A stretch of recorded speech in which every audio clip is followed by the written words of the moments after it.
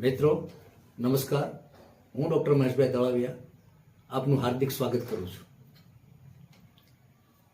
મિત્રો, અજમા વિશે આજે હું કંઈ કહું છું એ પદ્ધતિ ભાગ્યે જ કોઈ જાણતું હશે. તો અજમો છે પ્રાચીન ચિકિત્સા પદ્ધતિ મુજબ કિડનીની પથરીને દૂર કરવામાં કારગર સાબિત થાય છે. અડધી ચમચી જેટલો અજમો 1 ચમચી મધ સાથે ઘૂંટી હંમેશના માટે સવાર સાંજ લેવાથી કિડનીજન્ય જે નાની પથરીઓ ભેગી થાય છે એ દૂર થાય છે. મિત્રો, અજમાનો આ પ્રયોગ અજમાવવા જેવો છે. અજમો એક રીતે જોઈએ તો મૂત્રવાસ સંસ્થાનની અંદર ખૂબ સારું કામ કરે છે.